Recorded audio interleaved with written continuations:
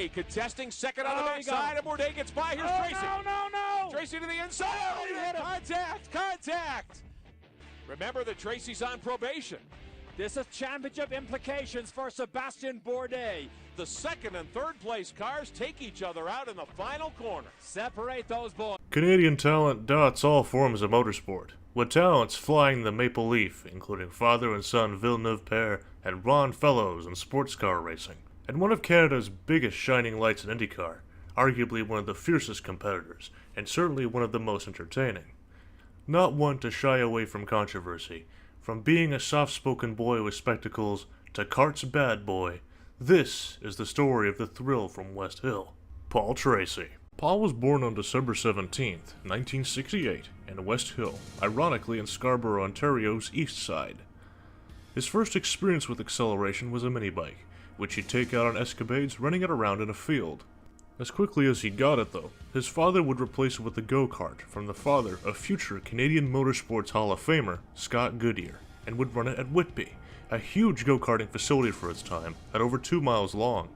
He'd win his first D-Class event, and from that moment on, he knew this would be what he wanted to continue doing for the rest of his life. He'd quickly be promoted to A-Class, and just as quickly found himself in controversy, something that'd become a pattern in his later career. In his class, he'd be head-to-head with Tommy Clark, one of the sons of the Whitby track owner. Every time he lit a lap in the race, he'd receive a meatball flag, which is a black flag with an orange circle in the middle of it, indicating something had either fallen off of a race car or indicating mechanical failure. Each time, with only a handful of laps left in the race, he'd be shown that same flag. After 5 weeks of this, Paul's dad would tell him to just stay out on track.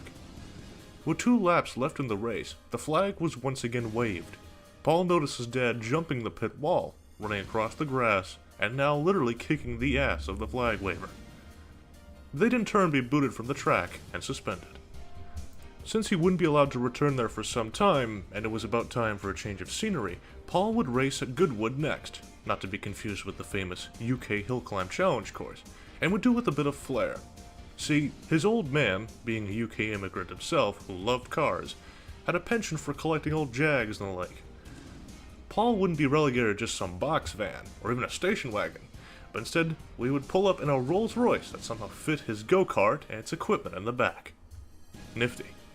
Despite only being a senior level track, his father had convinced the track owners to allow his son to participate. He'd keep running it until he was 16, trouncing the much older competition in the process by being much more brazen. Upgrading from go-karts to slender Formula Fords, he'd nabbed the Canadian Formula Ford Championship at 16, the youngest ever to do so.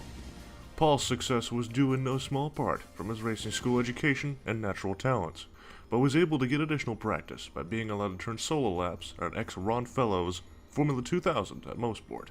While continuing to climb up the open-wheel racing ladder, he found time to participate in Can-Am, the infamously barely regulated prototype sports car racing series, where he would win in the final race in 1986 in a Chevy V8 powered Lola for Kroll Racing, becoming the youngest driver in the series to win a race at 17. By 1988, he would race in the American Racing Series Championship, now called the Indy Next Series.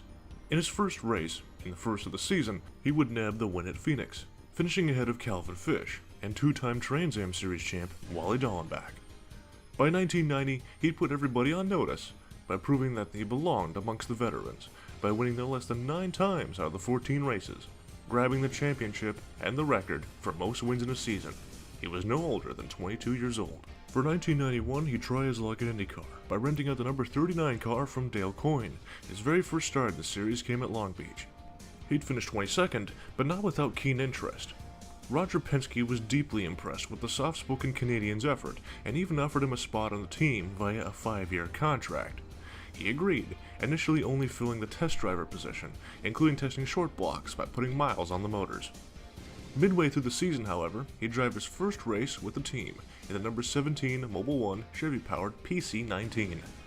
Things would not go to a great start, however. This is exactly the kind of hard charging we might have expected from Emerson Fittipaldi. We're seeing it right off the bat here. On the backstretch now, a challenge for the lead as Mario Andretti comes by Emerson Fittipaldi, and Mario Andretti picks up the lead. Fittipaldi's got some sort of a problem, I've got to believe, if he slowed that suddenly. Well, Sam, I think what's really happening right now is they're looking at 500 miles rather than just a short trophy day. You've got Mario and Michael leading it. If you notice that Rick dropped back at the start, what they're doing is they're shifting them to a high gear, because normally they turn 12,400 RPMs around here at Michigan. They're going to try to cut these engines back to about 11.8. The Newman-Haas organization at the front of the field. Mario and then Michael, the Andretti family, lead this race. One car on a very fast move up, though. We'll try to keep an eye on Arie Luyendyk for you, because there he is. He started back in 20th place. He is now running in 8th. So Luyendyk with an accident right alongside Luyendyk. One car against the wall, and it continues to slide. It's Paul Tracy. Paul, the rookie, the young rookie racing for the Penske team, having his first outing in a major race. See Tracy on the left there. There was so much hope for this young man, and he's against the wall here on the third lap of this race. Let's go down to Jack Arute. He'd be out with a broken leg and would have to sit out the next few races. Bouncing back in 1992, he'd fill in for Rick Mears for 11 races, and bouncing back in Michigan with a very impressive runner-up finish. Not bad at all, Paul, especially given he was mostly a test driver relegate. He'd nab another second place at Mid-Ohio, and his first career pole position in Road America in Wisconsin. 1993 is where we see Paul really come into his own. Now with Rick Mears out of the picture, he'd be upgraded from test driver to full-on mainstay, now driving the number 12 Marlboro PC22. Now with a new car and a new opportunity, he's sure to make the most of it. He finally did it, made all the pieces fit, his first ever win in the series, and he even beat Nigel Mansell in the proceedings. Now that he proved he could at least win once, he would get his second career win at Cleveland, followed up with yet another win at Road America and Laguna Seca, and a win at his home plate track in the streets of Toronto. He is unchallenged. The real question is the battle that will come behind him. Danny Sullivan, as he drives for the line with Bobby Rahal coming up behind him, but Danny Sullivan is able to hold Rahal off, and Sullivan finishes third, followed by Rahal and Al Unser Jr. But the day here in Toronto belongs to the hometown boy, Paul Tracy. He rules and others follow. They've held that sign for a long time. Congratulations to Paul Tracy. We'll be right back to talk to him. An incredibly popular victory as Canadian Paul Tracy takes the win, and Penske finishes 1-2. Here's Jack Arute. Well, Paul, congratulations. First Canadian to win in the hometown of Toronto. I tell you, it's a great day for Canada, and I can't be more happy for myself and my family and the whole team to come up here into my hometown and to win, and have the Emerson and myself on the front row. It's just a great day. What about the performance of this car? It looks as if it's really beginning to come together with your performance as well at the midway in the season. Well, I think so. I think the car's coming together really good, but I wouldn't count out any other team. Sullivan, he was inspired right there throughout the whole race. And Emerson, he was on it, and I thought for a while I wasn't going to be able to catch him, but I was able to haul him down and able to get by him in lap traffic again. But just a great day. I couldn't be happier to get 2 wins in a row and to win here in my hometown. It's just great. Well, let's check in with Gary Gerald. Starting to feel that he was a tad short-changed, only making $75K a year versus the $5 million that his competition and even his teammates were making. Paul would explore other avenues. Paul's old man, in the meanwhile, would ask Penske on his behalf about a raise. This was declined, citing that it was a contract that was signed, therefore that's what the deal was. Mind you, this was a contract that he wasn't actually allowed to read. It was signed on, or move on. Awfully skeevy, Roger. 1994 would see him win Detroit, Nazareth, and a season-ending race at Laguna Seca. He'd go on to finish a third in points. Penske would tell him that he needed him to go drive for Gary Badenhausen for the remaining 2 years, and that he would recall him once Emerson Fittipaldi had retired. However, in the contract, there was a clause that clearly stated that no such transfers could be done without Paul Tracy's direct approval. Therefore, in a bind, Roger had no choice but allowed him to decline it. Around this time, he had received 2 offers, one from Benetton in Formula 1, and another from Newman-Haas. He'd fly on over to Estoril, but before testing could even begin, however, he would have to overcome some European-flavored bureaucracy. Flavio Briatore's agreement was iffy, to say the least.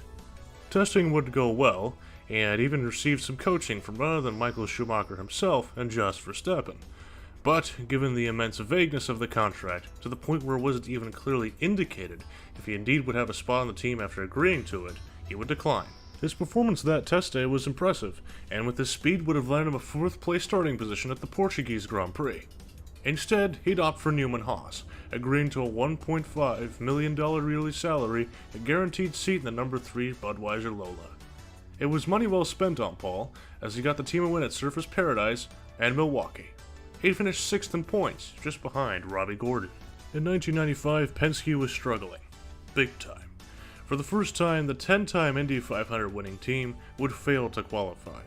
Previous year's champ would be too slow to qualify, and in the final minutes of the qualifying on bump day, Emerson Fittipaldi would be bumped by the speedy Swede Stefan Johansson. Besides Penske losing a spot in the race for the first time in 27 years, it also marked the first time that an active defending Indy 500 winner has failed to qualify for the race. The first time Unser and Fittipaldi hadn't been in the 500 field, and the first time since 1962 that a driver named Unser has been absent in the race. The young Canuck, meanwhile, would start on the inside of the 6th row. That day he would go on to finish 24th due to an electrical fault. Paul would link up with Roger Penske at his HQ in Detroit after the race, and insisted that Roger give him the same sort of deal that Al Unser Jr. got. For once, the captain didn't shortchange the Canadian, and he'd agreed to a 5-year contract for $3.5 million a year.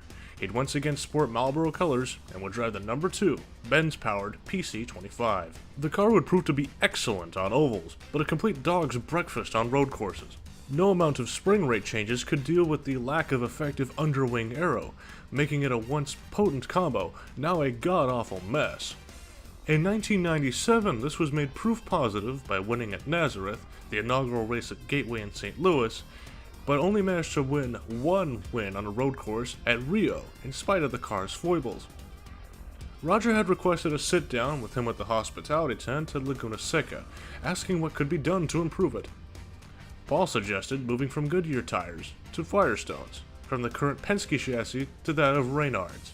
All it needed is Penske motors to complete the car, and it would dominate in his eyes.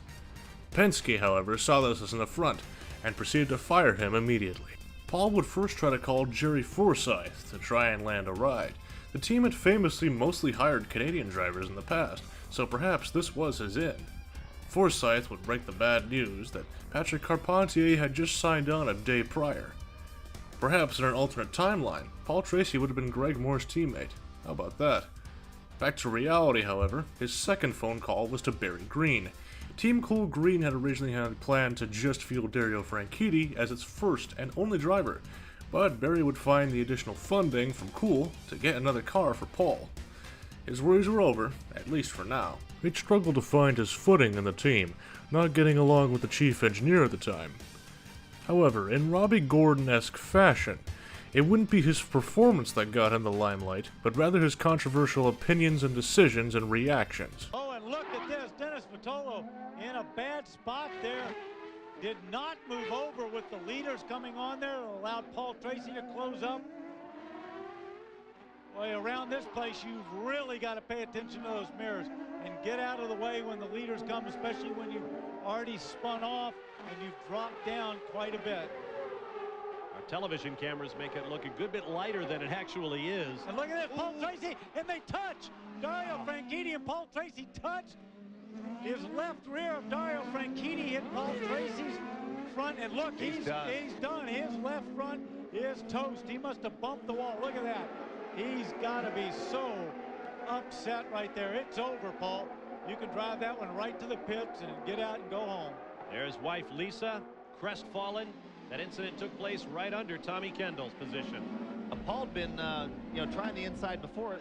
Right before that last yellow, he locked up and almost slid into the back of Dario, but got it stopped. Dario went clear. There he was actually up alongside a little ways, not very far. Hit Dario, obviously was trying to get away from him, and it kind of spun himself into the inside wall. And Paul's damage came from the contact and then him bumping the inside wall. See, they touched there, but then Paul slides in, taps the concrete wall right there in front of our own Tommy Kendall, and damages his left front, or right front, as you're looking at his car. Boom, bangs him there, no big deal, and then he touches that wall, breaks the front suspension. Yeah, that's a tough move at best. I mean, that's the thing. These cars have gotten so even. but it was kind of a lazy, he didn't make a real strong, bold move, partially because it's slick, but that's one of those things, he didn't make a real deliberate move for Dario to see. He's really fortunate that he didn't take Dario out. There you see Tracy's car. Hey guys, there's an altercation down here. There's a fight that has broken out between Barry Green and Paul Tracy. They got into a huge argument. Some words were exchanged. Paul Tracy unhappy. And a very tense moment down here for Team Cool Green. There's Paul Tracy exiting the back of the Team Cool Green pits. Barry Green is his car owner. That is not the guy you want to be having an altercation with, is the guy that writes your check and does the hiring and firing. Paul clearly upset there. And Barry Green no less so. Now, no doubt it was over whether or not Paul Tracy should have made that move on his teammate for the race lead. Keep in mind, Paul Tracy came into this team as the #1 driver. Dario Franchitti was the younger member of the team with only 1 full season under his belt. And yet Franchitti outperformed his teammate, the more experienced man, on several occasions and won 2 races, while Paul has none won this year. To Jan Bikas. It would be because of incidents like this, and incidents with officials, that would force him to be sidelined before the start of the 1999 season. Once he was allowed to race again, he'd nab wins at Milwaukee and Houston, getting 3rd in points yet again. By the turn of the millennium, Paul would correct this by winning at Long Beach, Road America, and the streets of Vancouver. Things would remain mostly unremarkable once again, aside from a win at Milwaukee. His failings in performance would be overshadowed by controversy, not so much with him, but with the sporting body itself. Any driver that's worth his salt has a feeling about the Indianapolis 500. What does Indy mean to Paul Tracy? It's a tough question, you know, because it's, I haven't really ever left here with a great feeling. I had a great feeling at one time, but left with a bad one. Let's go back to that entire race, from the drop of the green flag down to the moment. What was your day like? It was average. You know, we weren't super quick. You know, we had a bad month leading up in qualifying. Car wasn't particularly quick, you know, but we started back at the second to last row in the middle. So it's tough, you know, you're back there, you get stuck back in that string of line of cars, and before you know it, you know, guys up the front are going quick. And, you know, I got lucky twice from getting lapped. It went yellow right before I was about to get lapped. So the strategy that we were on a slightly different strategy to most once we got up into that top 10.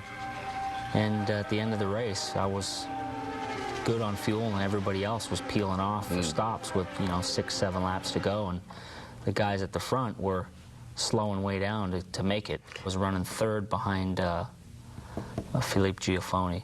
And I got a radio transmission. They said, you know, full fuel, go as fast as you want. The other guys are going to have to lean down. They're not going to make it.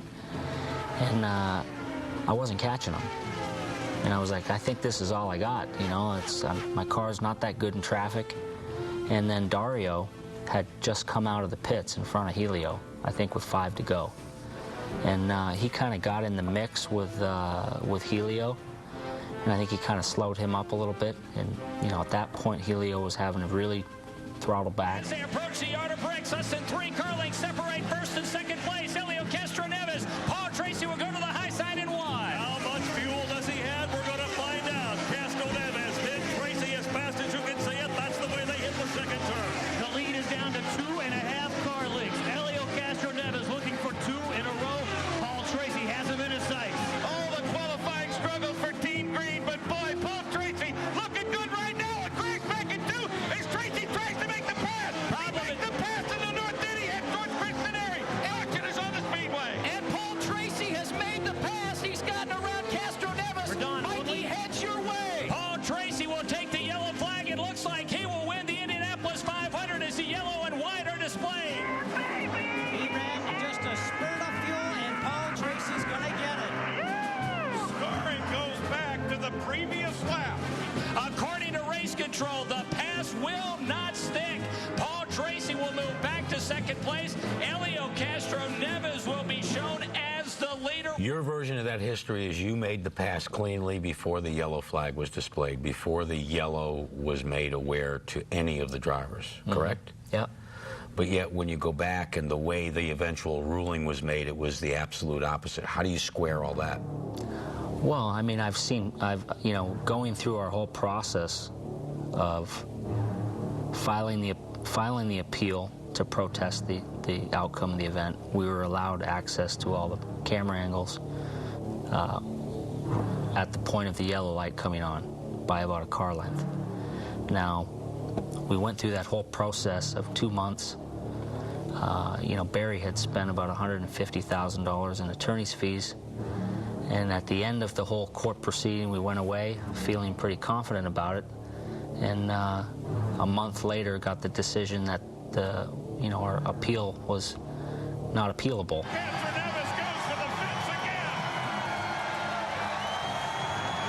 passed him on the back straightaway going into 3. I passed him around the outside and came around, and you know, they said that it was under yellow, but I didn't see the green was still up.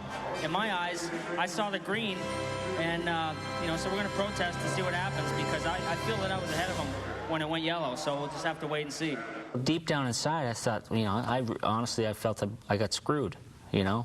I walked away with, you know, which in some people's mind would be a great accomplishment, a second place at Indianapolis, but my whole career is second place is the first loser in my eyes. In 2003, we'd see Paul link up with players Forsyth, the same lads who he had called just a few years prior, replacing Alex Tagliani, now driving the number 3 Ford-powered Reynard. It was the polar opposite of results and efforts from the previous team, winning the first 3 races back-to-back, and would even start in pole position at Toronto. He would go on to lead all 120 laps, flag to flag, and this would be yet another win at his home track, seemingly with ease. The following week, he'd be on the other side of the coast in Canada and win on the streets of Vancouver, and he'd back that up with another win at Mid-Ohio and Mexico City. He'd finish outside the top 10 at Surface Paradise, but this was immaterial. He had finally done it. He would lead the championship and become the 2003 champion. The Vanderbilt Trophy was all his. For the next 2 years, he'd nabbed 4 wins across both seasons. Not quite enough to nab another championship, but he proved that he wasn't experiencing a post-championship hangover as such. By 2006, however, we'd see a new rivalry emerge. Not so much with just one driver, or even 2, but seemingly the entire province of Quebec. Next time he wants to come by, he should take his helmet off.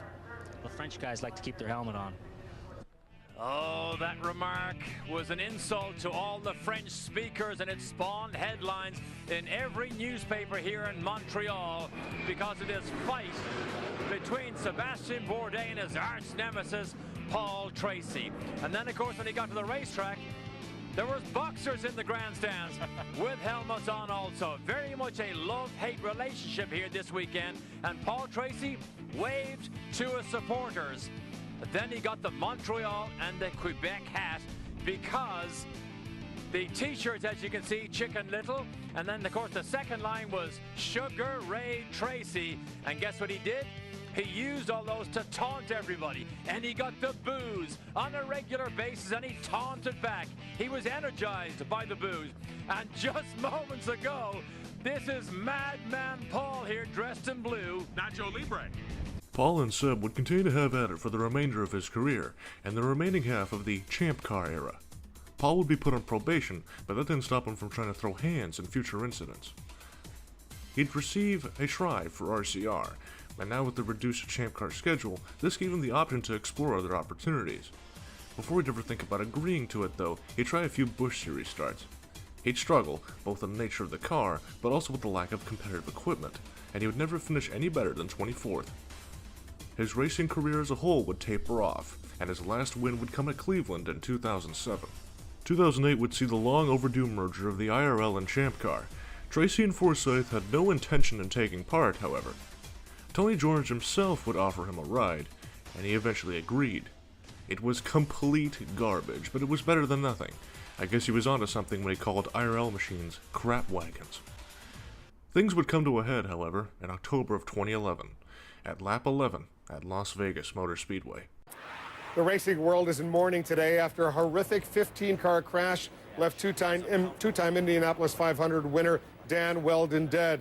Driver Paul Tracy, the second car spotlighted here, was involved in the tragic crash. Dan is joining us now. Dan, first of all, my heart goes out to you. Deepest condolences to everyone who knew Dan Wheldon. Tell us what happened based on your eyewitness personal recollection.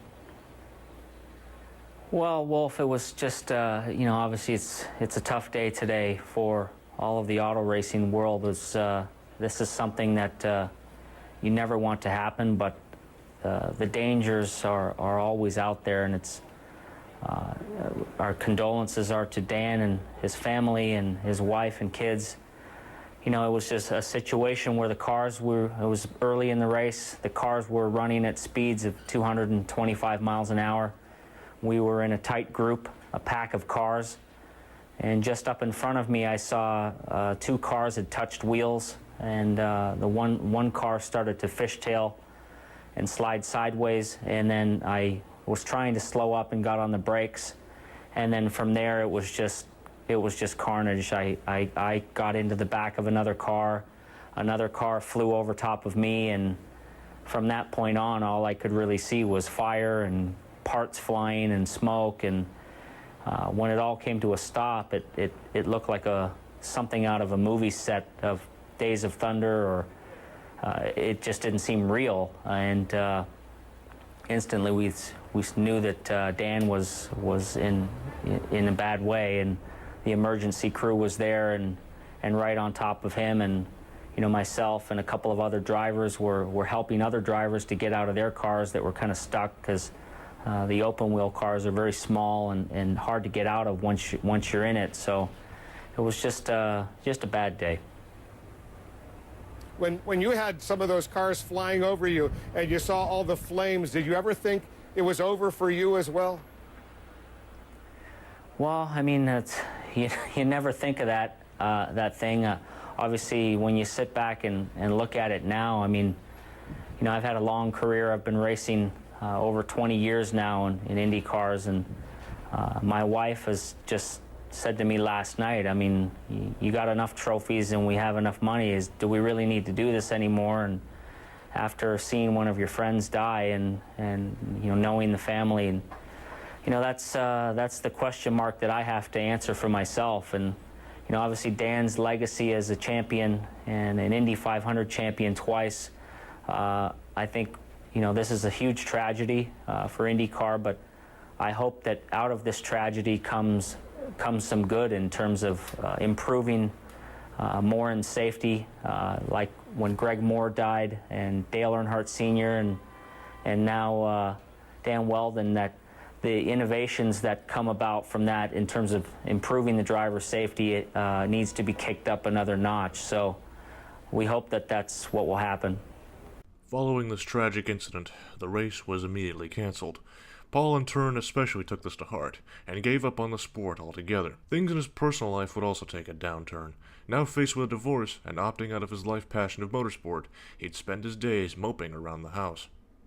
Aside from a few Rolex 24 starts in 2012 and a Stadium Super Truck start in 2013, Paul would swap from the race car seat to booth chair and mic for 2014 as an NBC reporter covering the IndyCar series. After 2021, however, he'd dip out and return to wheeling race cars again, currently driving in the SRX series, effectively driving a cross between an IROC car and a super late model. His hard-charging style can still be seen today, and all these years later, it seems like he's never left. But welcome back, Paul. We've missed you, buddy. Paul Tracy's made a little bit of work, you know, after that, starting at the back. Like I said, used the bumper to get around Bobby Labonte, but he's fallen back behind him. Let me get a take from PT's view on what happened in race one.